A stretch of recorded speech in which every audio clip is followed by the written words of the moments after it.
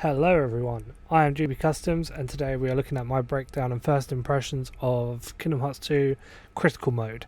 Now, this was a very strange one for me because I've played Kingdom Hearts 2 before previously, but I'd never thought about playing it on the hardest difficulty for the game. So, when I did get recommended to do this challenge, I was like, yeah, okay, I'll give it a go. Weren't too sure what to expect. I went into it, and as much as I absolutely hated it at times, I thoroughly enjoyed it on the same page as well. And I'll explain my thoughts throughout this video. Just before we go any further, please give a like, subscribe, and all that jazz, so you can stay up to date with all the latest videos. But without further ado, let's get into it.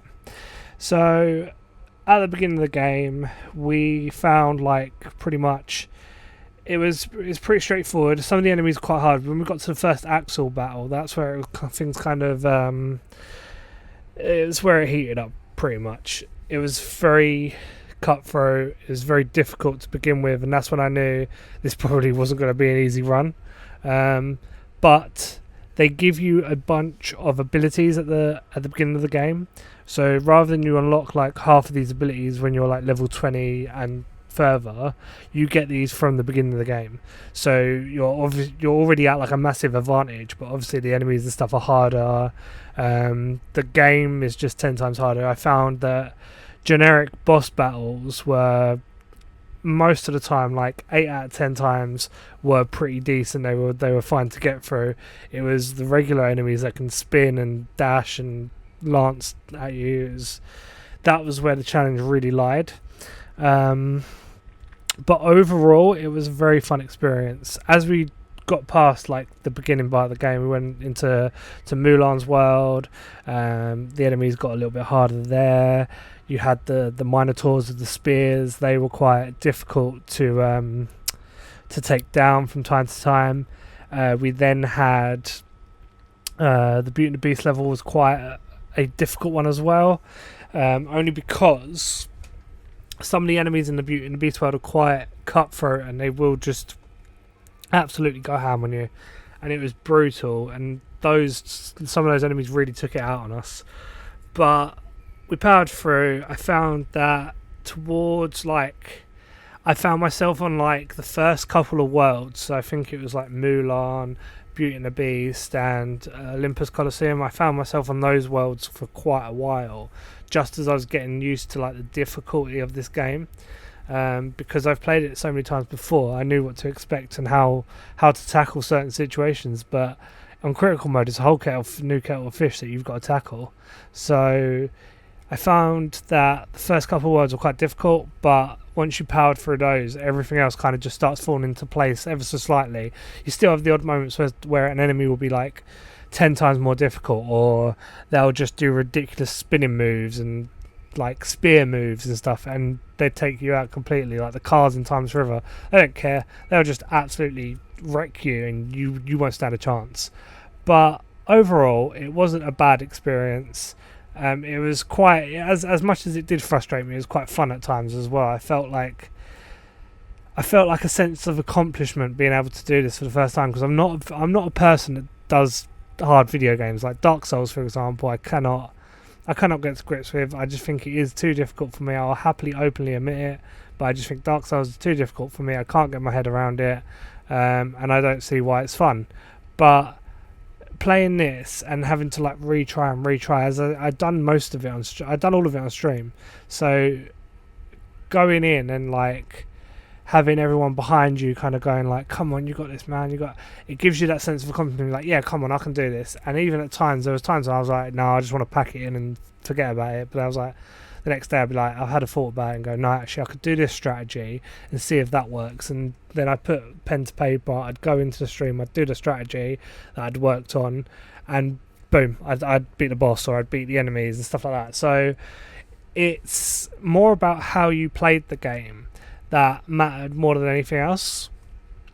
But it is like an entirely new game though. Critical mode adds that sort of difficulty, like especially towards the end game stuff, where I didn't tackle any of the data battles really, or many of the absent silhouettes because we were playing 2.5 remix. I didn't really tackle any of the absent silhouettes. I tried some of them, but I think I was too underleveled for those.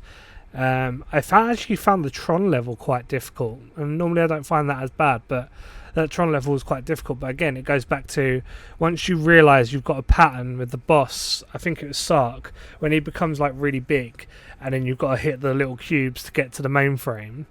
When he becomes really big, if you go too far away, he throws a massive data disk at you. So the trick is to be close to him, but obviously he does more of his pounding attacks and stuff.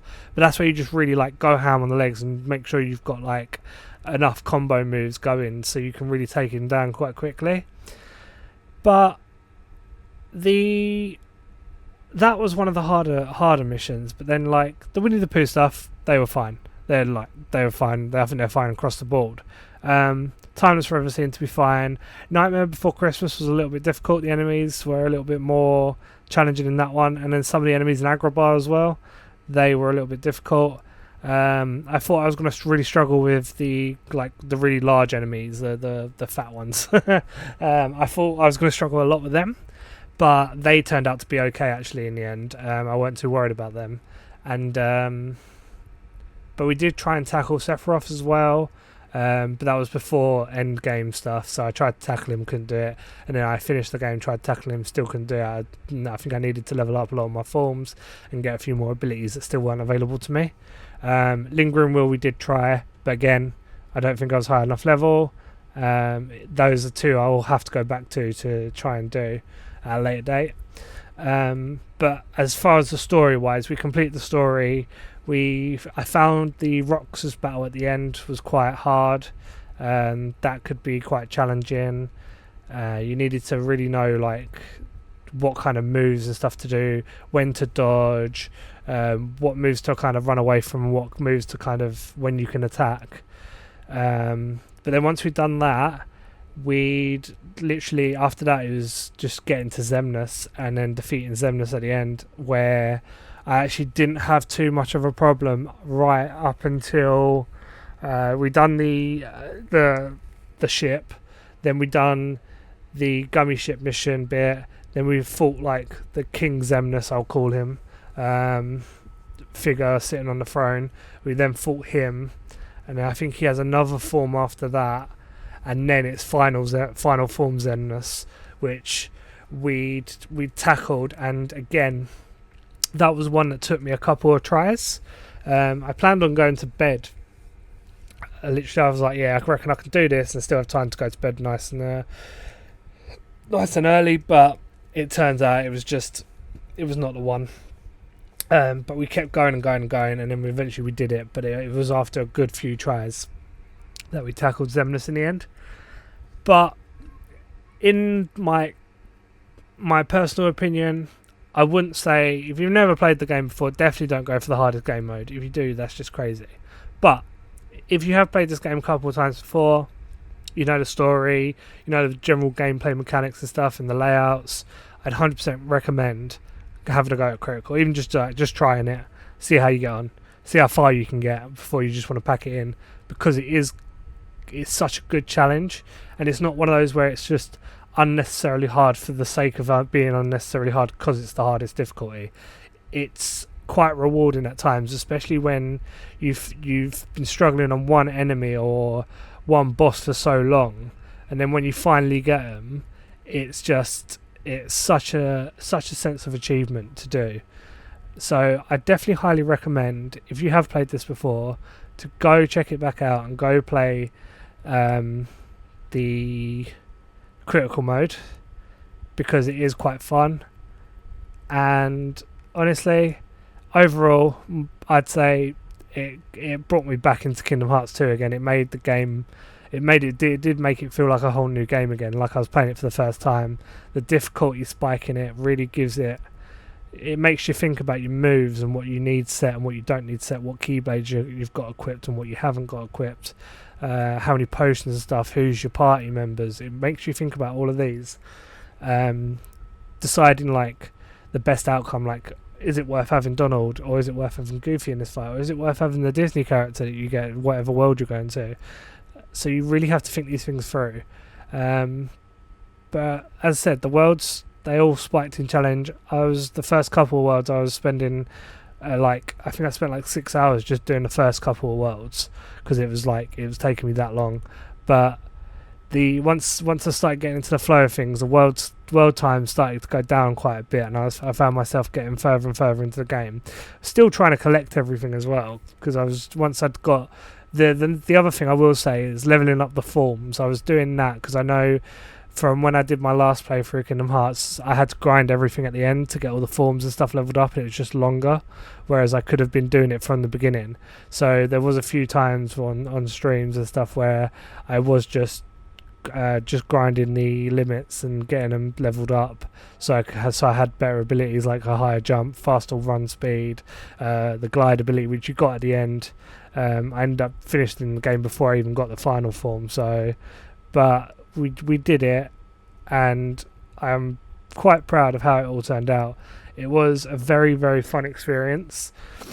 And overall, my rating of it would be a solid 8 or 9 out of 10.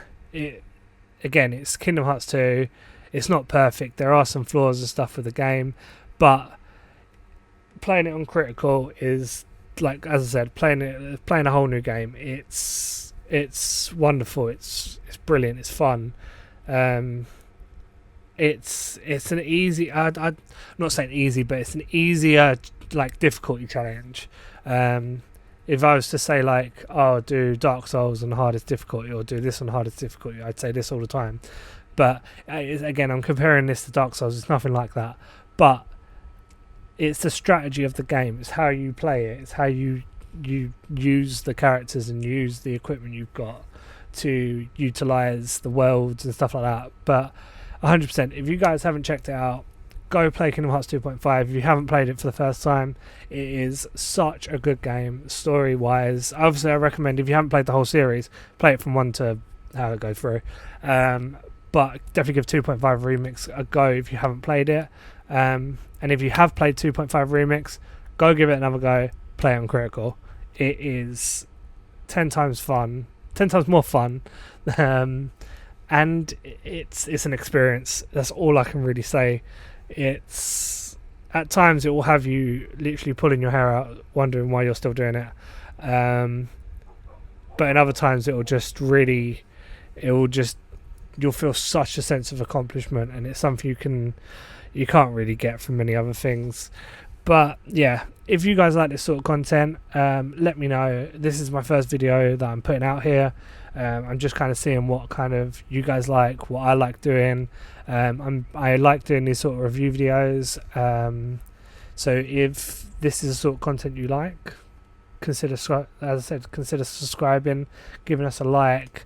All of it helps the channel, boosts the channel, and I can make more videos like this for you guys. But yeah, let me know. Is there any other challenges you guys would recommend I do? I've already done a speed run as well. I've done Jak and Daxter speed run, which I can probably do a video on soon. My thoughts on that. That was quite stressful. But if you guys like this sort of content, consider giving a like and subscribe, and I shall catch you guys in the next one. Thanks for watching, guys. See you later.